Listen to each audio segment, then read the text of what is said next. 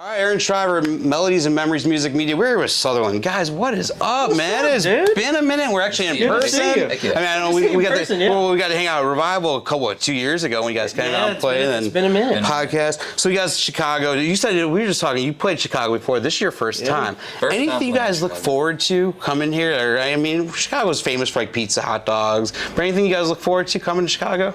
Man, I love Chicago. I don't think it gets much better than what is it called? Lakeshore Drive down there. It's beautiful. Dude. You know, normally I'm not a big city guy, you know, and all that stuff, but some about Chicago's rich history. The people are so nice.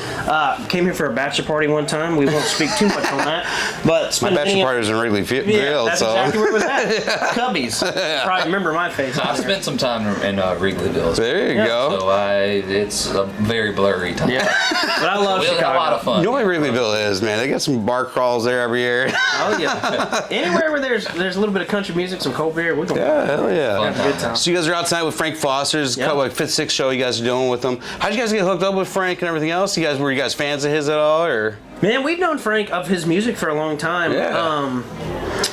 And we ended up signing a new booking deal with a company called Reliant in Nashville, who also books Frank. And at the beginning of the year, our agent was like, hey, you know, I think your music will pair really well with the guy we have named Frank Foster. And man, I can tell you from the first day we came out with them, they have been the most amazing group of guys to come out with. The band, the crew, everything. Yeah, they embraced us like we knew each other for 10 years. They look out for us, you know, just like vice versa. And man, I'll tell you, we play 100 shows with them. Hell yeah, dude. They're good. They're good people. Yeah, we're excited to see the show. And I was walking up earlier. We ate next door, and the sign just said Frank Foster outside. I'm like, man, they better had Southerland out. We came out after dinner, and Southerland was on the sign. I'm like, all right, there we go.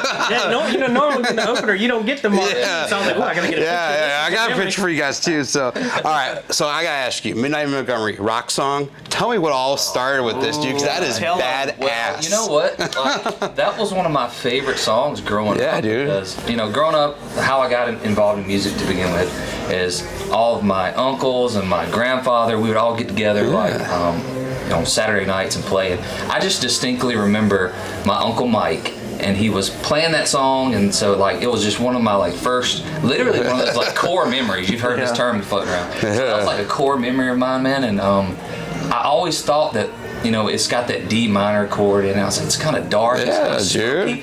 And so, you know, being also a big like Foo Fighters fan, I grew up, you know, on 90s rock. You know, I just kind of sat down and just like put it all together one night, and I was like, this could be kind of cool. So I just did like a little chorus. I was psyched for it, man. I saw any chance any other Southerland rock songs coming that made down the pipeline? Man, I would tell you some covers or something. One thing that we have started a little tool, or I guess I don't know, something we've been trying to learn over the last couple of years is like recording at home. Nice. Building home recording rigs. When we first started, I mean, it might as well have been a foreign language. I had no idea how to do any of it. But now we've kind of become a little bit obsessed with it. Yeah. So now we're in this phase right now. Let's take songs we love and try to spin them, make them more. We saw you guys did Kings of Leon song too and stuff too. That's awesome, dude. Yeah. That's cool. We'll keep bringing them. That's awesome. There's always space for that kind of stuff, especially in like full band live shows. For sure. Well, it shows your versatility too a little bit, and just kind of like how you could make it your own. Yeah. I mean, exactly. yeah, because that Midnight in Montgomery, like I said, a rock song, it just sounded awesome. Yeah. It sounded like it belonged in a way. I know. So I love it. So you guys have been teasing a little bit with World Without You. Tell me a little bit about the song, man. Like, where did it come from? Did you guys have any co-writers on it?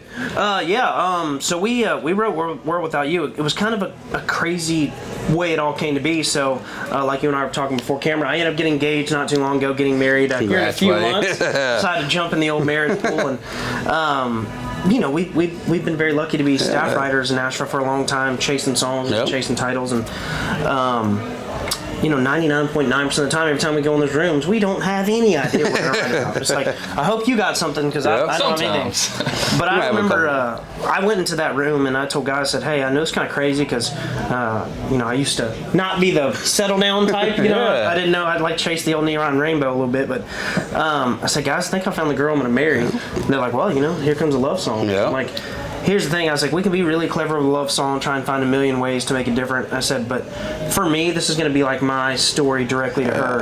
And they were like, all right, well, what's the first thing you think of when you think of her? I said, I truly just couldn't see a world without her. Exactly. And so we started writing that song, and it was one of those ones, like, it just kind of fell out in the room. And we really fought for that song. Because the last couple songs we put out, they've been a little bit more of the up tempo. That's what I was gonna say. Having a Southern love song, man, it kind of changes the game a little bit for you guys in a way. We love to play the cold beer drinking songs. Yeah, and, dude. The blue collar party songs, dude. Yeah. But we have that other side, soft piece to our heart too, and it was about time for a love song, and I was very thankful. Chris and the guys were like, "Hey, let's do your story." Greg Bates and Jesse Alexander's who. Oh yeah. Yeah, that's all good. I forgot you asked that. Yeah, that's all. Yeah, I was gonna circle back. Sorry, dude, that's awesome. That's some awesome songwriters, dude. Absolutely, man. Did you have a release date yet? Are you guys playing with it yet? Releasing it on the 3rd. Yes. Yep, We're excited. 3rd. We're excited. I felt so bad because we have been teasing it. It's a social media world. Trying to get a little buzz is so much. But everybody's like, when's it coming out? And for the longest time, I was like, I don't know. I wish you would have asked. They haven't told me yet. But we finally got a date. We are going to officially announce it. Nice. We have not even announced it. This is the first time we've said it. Oh, look at that. March 3rd. World Without You. Dude, we are excited for it. So what else is 2023? You got some new music coming out. New music coming. You're just talking about a lot of tour dates. What are you looking forward to this summer? I mean, where are you guys going to be at? Man, I'll tell you, we have been chasing this for so long for simply one goal. It's just get out there and do it the good old-fashioned way. Get out there and play in front of people anywhere we can play and just release songs and hope people like them and build a career the good old-fashioned way. It's kind of like what Frank does. Frank's been out a long time, and there's a reason for that. He built the longevity platform because people spend their hard-earned money and they drive sometimes hours to come see it, and that's what we're chasing. I love that, man. I love that because you guys look like you're gonna be busy this year. You need to be. It's shaping up that way. Reliant, they're keeping us on the road. So couldn't ask for more than that. So our sponsor's Pod Decks, and we were pulling some cards earlier. We pulled a good one though. What was one thing you wish you spent more time doing when you were younger? I'll let you take it first. I know for sure. I wish I would have learned to play piano when I was a kid. That is one thing. I told Abby that last night. I wish I would have learned to play piano, and I wish I would have spent more time learning scales on the guitar. Okay. I can drum. I can keep it in time, and I can sing a little bit. But that's where I really dig a little deeper, huh? I would sit in my room and play guitar and sing, and I did that for hours and hours and hours. But I wish that my grandmother would have talked me into playing piano. She was literally going to buy me a piano. Oh, nice. God, Randy's trying to get you in there. Like, if you'll take lessons, I'll buy the piano, I'll pay for the lessons. And that's just, playing guitar is a lot cooler than that kid. But that is one thing I wish I would do. Man, I would say this sounds so crazy, like almost old manish to say, but I almost wish I would have cherished records more. Yeah, all right. I never thought that we would be in a world where, you don't see records like you used to see. I saw vinyls as household CDs for the second year in a row, too. Yeah.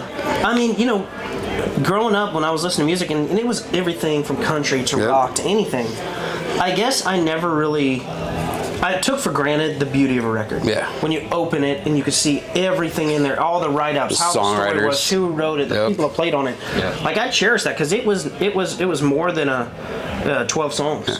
It was an entire work of art. It was more than 35 minutes too. I know. I guess I get an album now. It's like 35 minutes. I'm like, dude, what happened to these hour and 20 minute or hour long albums and stuff back then? I think mine would be playing with my friends, out on the street, and stuff. You see that meme, your friends went out, you and your friends went outside for the last time. No one ever knew it. Yeah. I always wish I knew that last day or whatever. Maybe so hard in the field when I saw that card though, that's the first thing that came to me. I would love to play baseball in the streets with my buddies again or something. Somebody told me this the other day, and this really sent me. They said, if you really think about it, there was one day your parents picked you up and put you down and never picked you up again. Yeah. And I was like, all right, man, I need a whiskey because this is really start having kids, dude. Wait till you start having kids. I know. Let's do the marriage part. I know, but it gets harder down the road, but it gets easier. But the good thing about it, and the only advice I'll ever tell anybody about maybe getting married or having kids is do your best because you're going to figure it out on your own. Don't listen to nobody else. Exactly. Do what you're going to do. And honestly, I think you'll be fine doing it that way. So. Because that's what, I mean, our parents, man, when we were being raised, they didn't know what the hell was going on either. They were just living to survive every day. But you thought that they had the keys to the entire world. Yeah, we thought they had it all figured out. They're like, we were just trying to figure it out. They're like, well, we were you right now. Exactly right. Well, guys, Southerland, check them out this summer. Anywhere, the new song, March 3rd, guys. World Without Looking You. forward to it. Cannot wait. Tonight, they're going to blow the place up with Joe's Live. Let's go. All right, guys. Thank you for tuning in. Good speaking with you. We'll see you next time. Yeah, dude. Thank you, guys. Yes, sir.